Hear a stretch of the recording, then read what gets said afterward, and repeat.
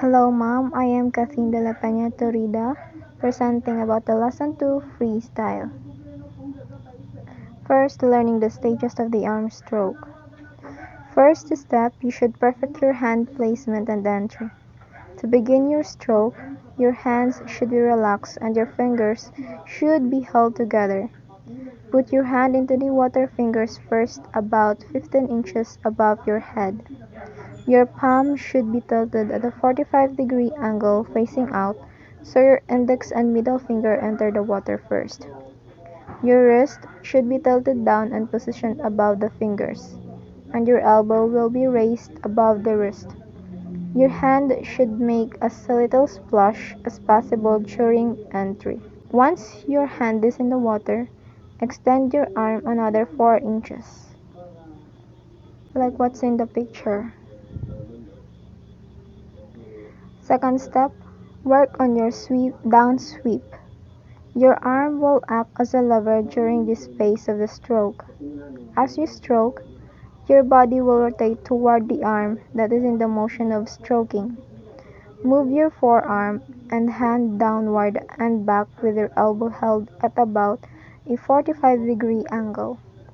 Your elbow should stay high in the water during this phase of your stroke. Concentrate on going through the down sweep smoothly, like what's in the picture.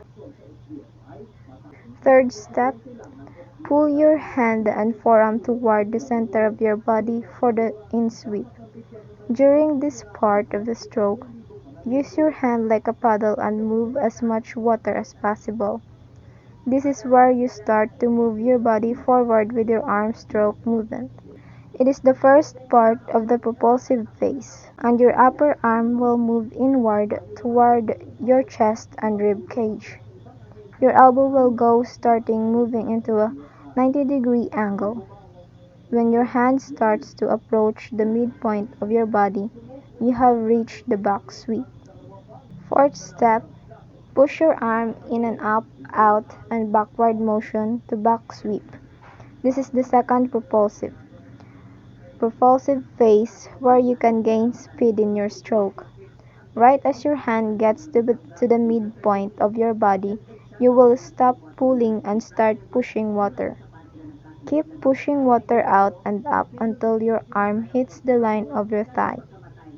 This is the part of the stroke will be the most rapid phase and can be the most difficult, like what's on the picture. The fifth step is move your elbow out of the water until it is pointing up for the release. During the release, your arm doesn't move you forward, but it does provide support for the arm which is pulling underwater.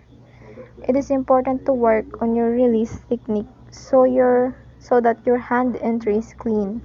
To end your stroke, launch your hand forward in the line with your shoulder out of the water. Your fingers should hang loosely about the water and your hand should swing wider than your arm. Your arm should be relaxed and should swing wide too, like what's in the picture. The second one is kicking and rotating. The first step in kicking and rotating is flutter kick just below the surface of the water. Although kicking accounts for only 10 to 15% of the power in your stroke, it is still an important part of your freestyle technique. Keep your hips close to the surface of the water and make a series of quick kicks. You want to focus on minimizing drag while you propel yourself forward.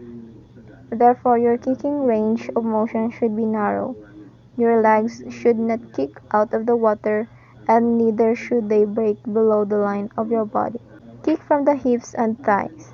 Do not kick from your knees. This is called the bicycle kick and it will cause more drag. You may slightly bend your knees while you kick, but this should not be where your power is coming from. Second step, use the 2-beat kick. The 2-beat kick requires less power and is used by long-distance and middle-distance swimmers. You kick one leg per stroke cycle. One stroke cycle means the stroke of one arm. Kick one leg in conjunction with the in-sweep of the opposite arm. The in-sweep is when the arm starts pulling water toward the midsection of the body. If you can think about how your arm and legs sink while you are walking, how your arm moves forward at the same time as the opposite leg, you can imagine how your kicking should be synced with your arm stroke in a similar way, like what's in the picture. The third step, point your toes while you kick. If your toes aren't pointed while you kick, then there will be extra drag caused by your exposed forefoot. Your toes should face inward, and your big toes should come close to touching as you kick. When you point your toes, you are exercising lead, exercising the flexibility in your ankles. If you are having difficulty with ankle flexibility, consider using mid-length flippers to practice your kick, like what's in the picture. The fourth one, rotate your body in the line with your arm stroke. Rotating your body correctly will help you with many important aspects of your strokes. First, you can put more power into your arm stroke. Second, you will minimize drag. And third, it will enable you to breathe correctly. As you rotate your body left and right with your alternating arm strokes, your body should be moving in the water about 30 degrees from the surface on the both sides. Remember to swim mostly on your stomach, not on your side. Rotate your body forward as well. Your arm and shoulder should extend forward and your body should rotate forward after your hand and arm have entered the water. Your fully extended shoulder should stay tucked near your cheek. Do not move your shoulder farther away from your body or this will cause drag, like what in the picture. That's the last part of my report. Thank you. Again, I am Kathleen de la Peña Torrida from Group 4. Good day everyone, I'm Jayan Takugi. The signing topic was breathing and practice drills. Rotate your body to the surface and inhale through your mouth. This will allow you to keep your neck muscles and your head relaxed. If you turn just your head, you can put unnecessary stress on your neck.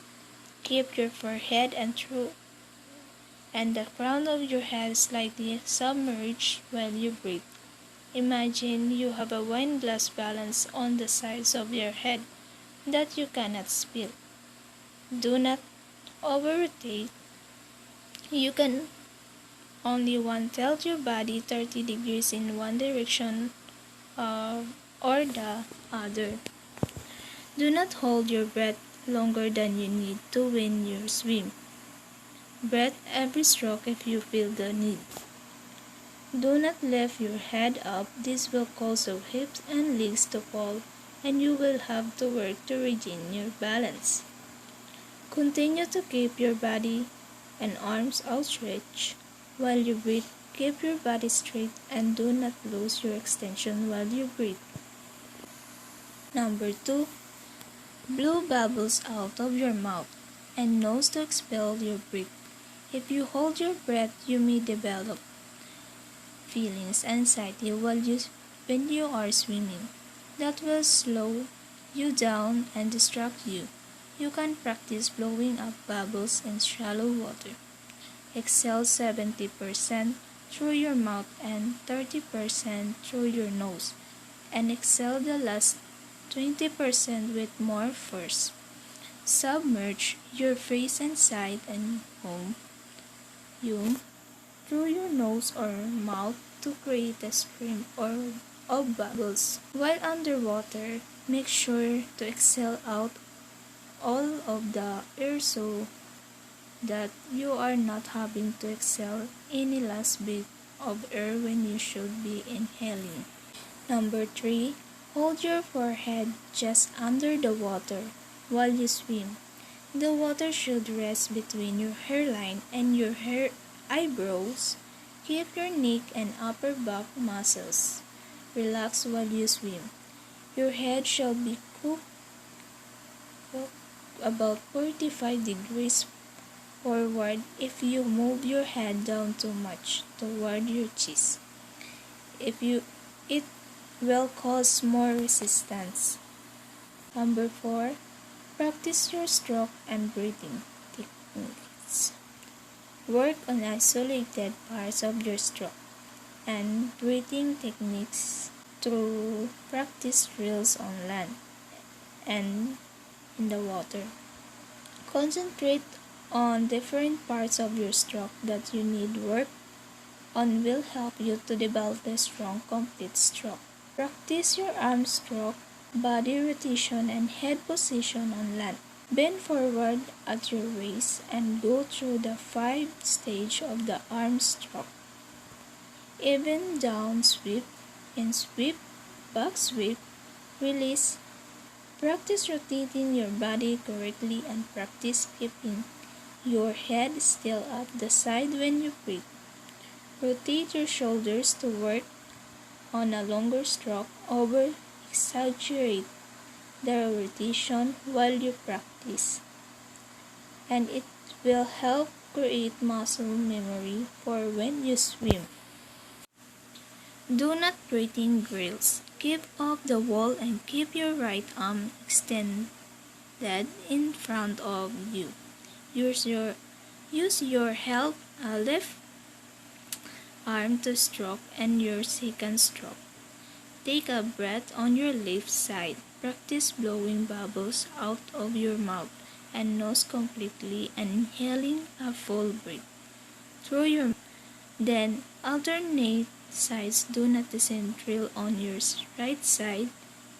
This will help you become comfortable with your inhaling and exhaling techniques and establish a breathing pattern. Concentrate on only rotating enough. Do breathing drills. Keep off the wall and keep your right arm extended in front of you. Use your left arm to stroke on your second stroke. Take a breath on your left side.